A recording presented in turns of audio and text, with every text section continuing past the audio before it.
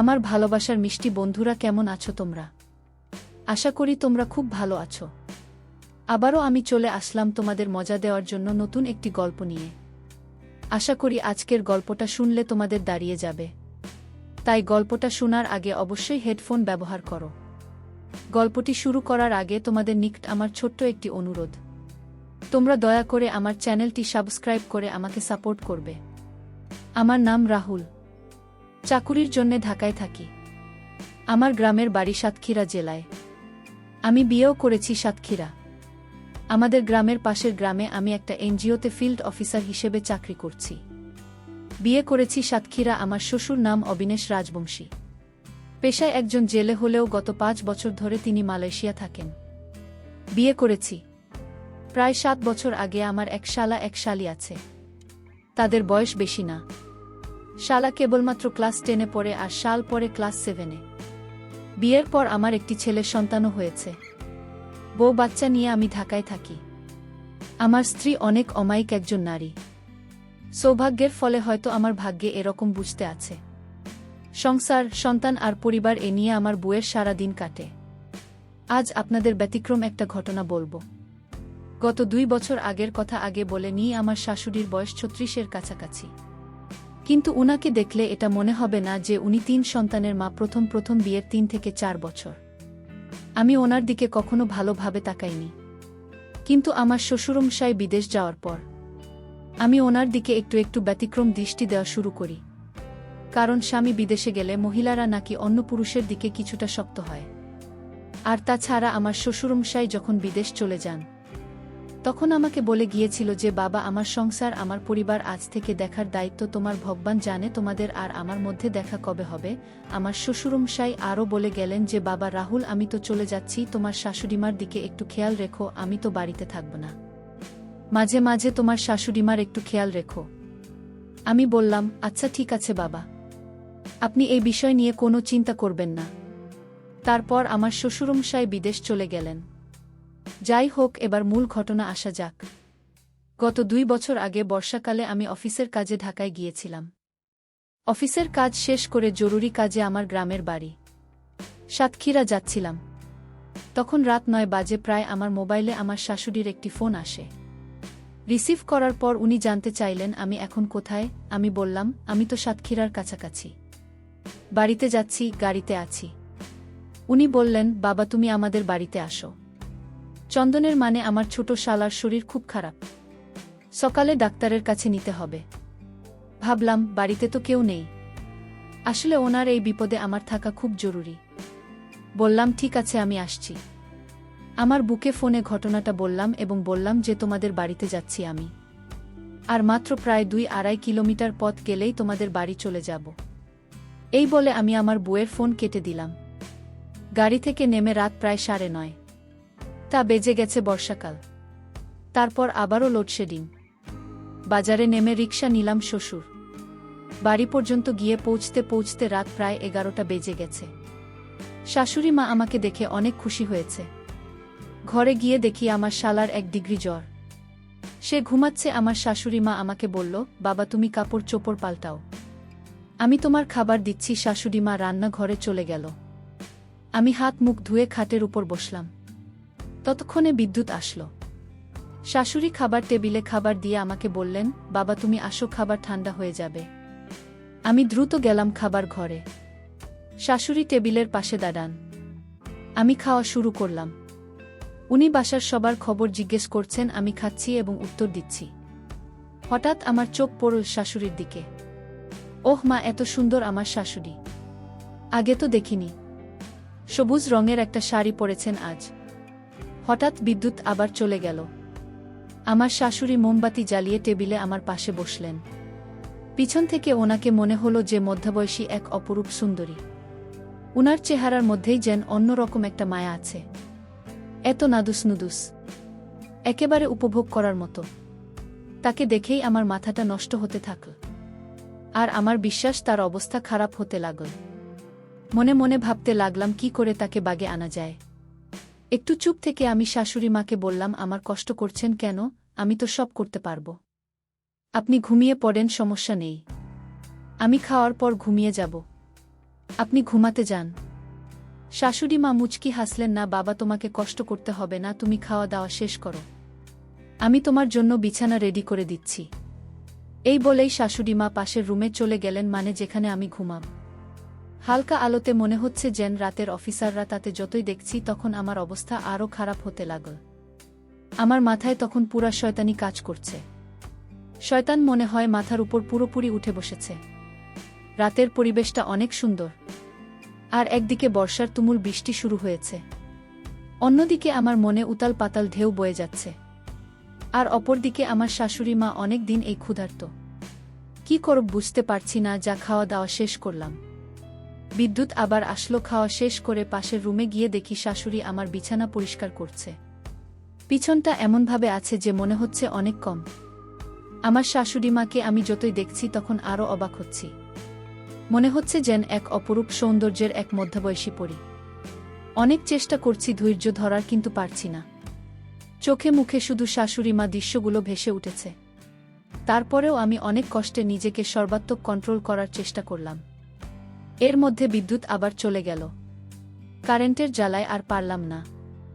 এই যাই আসে তাই উনি খাট থেকে নামছেন মোমবাতির খোঁজে। হঠাৎ অন্ধকারে আমার সাথে ওনার ভিন্ন রকম কিছু হয়ে যায়। আহ, কি খান! মনে হয় বিদেশি সেন্ট দিয়েছে আমার শ্বশুর, মনে হয় আমার শাশুড়ির জন্য বিদেশি সেন্ট পাঠাইছে। সেন্টার গানে যেন আমার মনের মধ্যে আরও বেশি আকর্ষণ সৃষ্টি হচ্ছে। পাগল করা ঘ্রাণ যেন আমার নাকি শুধু ছুটি দিতে লাগল।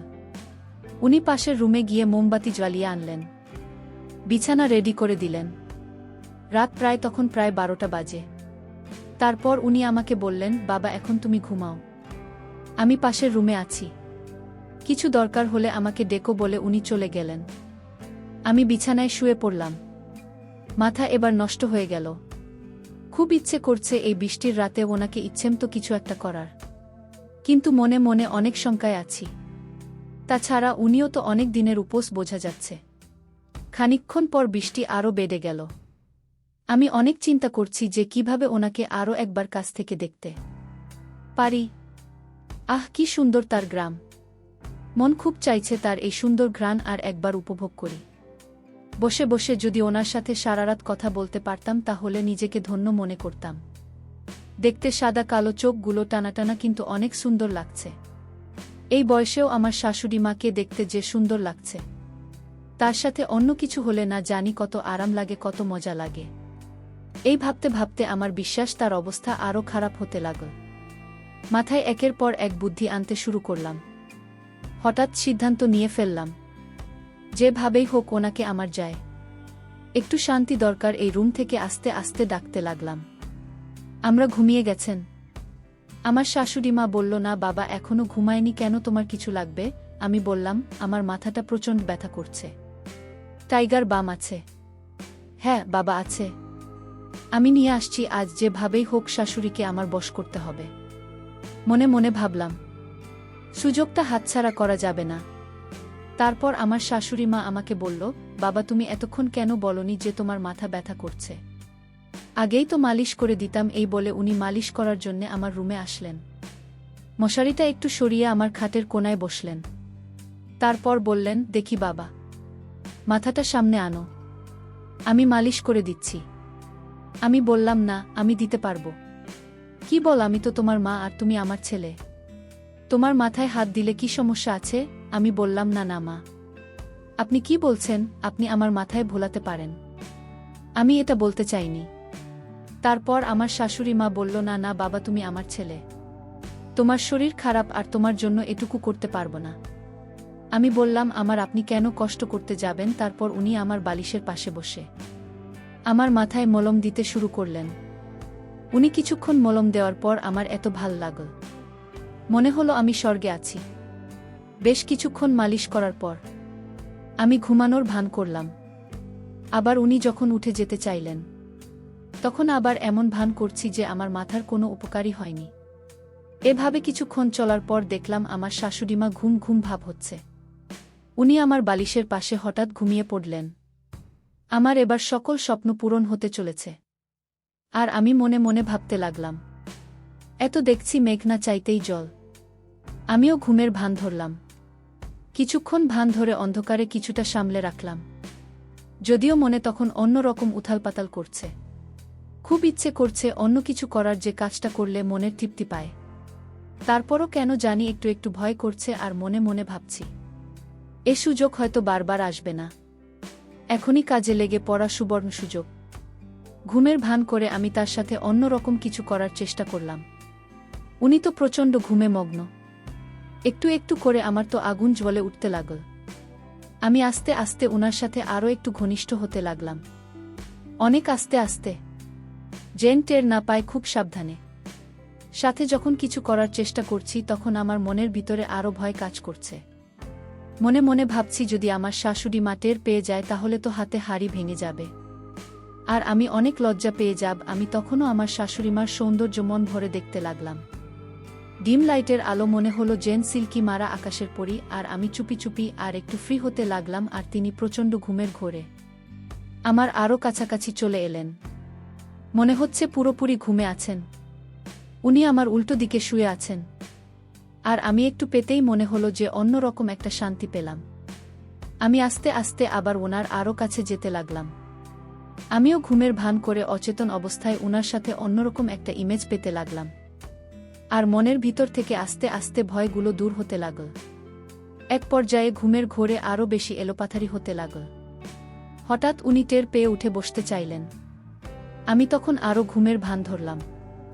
ওমা, একটু পর দেখি আমার শাশুড়ি মাও আমার সাথে এরকম আচরণ করছে। তখন আমি ঘুমের ভান ধরে রইলাম। যখন দেখলাম আমার শাশুড়িমার অবস্থা আরও বেশি খারাপ হতে লাগল তখন আমি আর চুপ করে থাকতে পারলাম। কিছুক্ষণের জন্য ভুলে গেলাম আমাদের দুনিয়াবি সম্পর্ক। তখন আমার কাছে মনে হলো আমি আর উনি মনে হয় স্বপ্নে কোনো এক সুখের রাজ্যে হারিয়ে গেছি। এইভাবে প্রায় সেই রাতে 4 বার অপ্রত্যাশিত কিছু হওয়ার পর আমরা উভয়েই ক্লান্ত হয়ে পড়লাম। দুজনেই চরম শান্তি অনুভব করলাম। তারপর শান্তি একটা ঘুম দিলাম। বন্ধুরা, আমার শাশুড়ি মার সাথে রাতে যা হয়েছে তা অনাকাঙ্ক্ষিত। তখন হয়তো আমার মাথায় বড় ধরনের কোনো ভূত চেপে বসেছিল। সকালে ঘুম থেকে উঠে যখন আমার অবস্থা স্বাভাবিক মনে হলো না, তখন বুঝতে পারলাম রাতে হয়তো আমার সাথে কারো কিছু হয়েছে। একটু মনে করে বুঝতে পারলাম যার সাথে হয়েছে সে আর কেউ নয়, সে আমার নিজের শাশুড়িমা। তাই ঘুম থেকে উঠে উনার রুমে যেতে উনি খানিকটা লজ্জা পেলেন। আমিও রুম থেকে বের হয়ে তখন একটু একা একা চিন্তা করতে লাগলাম, আর আমার নিজের কাছে খারাপ লেগেছিল সহ্য করতে না পেরে। আমি আমার শাশুড়িমার কাছে ক্ষমা চাইতে লাগলাম। আমি বললাম, আমার হাতে অচেতন অবস্থায় ঘুমের ঘোরে হয়তো আপনার সাথে আমার ভুল কিছু হয়ে গেছে। আপনি আমায় ক্ষমা করে দেন, আর কোনোদিন এমন হবে না। তারপর শাশুড়িমা আমাকে বলল, না বাবা, কি বলছো, তোমার কোনো ভুল হয় নাই, তুমি তো আর জেনে বুঝে করছো না। আর তাছাড়া আমার তো ভালোই লেগেছিল। তারপর আমার শাশুড়িমা একটা মুচকি হাসি দিয়ে বলল, বাবা, তুমি চাইলে সারা জীবন আমার সাথে এভাবে ফ্রি থাকতে পারো। রাত্রে তোমার আচরণে আমি অনেক খুশি এবং অনেক সুখ পেয়েছিলাম। তুমি যা করেছ ঠিক করেছ, এতে আমার কোনো সমস্যা নেই। আসলে তোমার সুর অনেক দিন ধরে বাড়িতে থাকে না, আমারও একটু আধটু মন চায় বাবা, কিন্তু লোকলজ্জার ভয়ে আমি মন চাইলেও দূরে কোথাও যাই না। এই বলে শাশুড়িমা রুমে চলে গেল। আমি মনে মনে বললাম, আরে বাবা, এ তো মেঘ না চাইতেই জল। কোনোদিন তো ভাবতেই পারি না যে আমার শাশুড়িমা এত সহজে আমার ভাগে চলে আসবে। একটু পরেই আমার শালা শালিরাও এসে হাজির। তখন আমি তাদের সাথে বিভিন্ন বিষয় নিয়ে কথা বলা শুরু করলাম। আমার শালা এখন আর ততটা অসুস্থ নন। শালা শালি ও তারা স্কুলে চলে গেছে। শাশুড়ি পাশের রুমে যাচ্ছে। উনি গোসল করে পবিত্র হয়ে এসেছেন। গোসল করে এসে আমাদেরকে নাস্তা বানিয়ে দিলেন। আমি নাস্তা করে আমার বাড়ির উদ্দেশ্যে রওনা দিব। ঠিক এমন সময় আমার শাশুড়ি মা আমাকে বলল, বাবা রাহুল, আবার যখনই তোমার মধু খেতে মন চায় তখনই আমাদের বাড়িতে চলে এসো। আমি তখন শাশুড়ি মাকে দেখে একটা মুচকি হাসি দিয়ে বাড়ি থেকে বের হয়ে চলে আসলাম। তারপর থেকে আমার শাশুড়ি মা প্রায় চলত এক অলৌকিক ছন্দলীলা। প্রিয় বন্ধুরা, আজকে এই পর্যন্তই। আবারও আসব তোমাদের মধ্যে নতুন কোনো ভিডিও নিয়ে। গল্পটি যদি তোমাদের ভালো লাগে তাহলে একটি লাইক দাও। প্রতিদিন আমি মজা দেওয়ার জন্য একটি করে নতুন গল্প উপহার দিব, তাই তোমাদেরকে অনুরোধ করে বলছি, তোমরা যদি এরকম ধরনের ইন্টারেস্টিং গল্প পেতে চাও তাহলে দয়া করে আমার চ্যানেলটি সাবস্ক্রাইব করো। পরিশেষে তোমাদের সকলের সুস্বাস্থ্য কামনা করি। ভিডিওটি দেখার জন্য তোমাদের সকলকে অনেক ধন্যবাদ।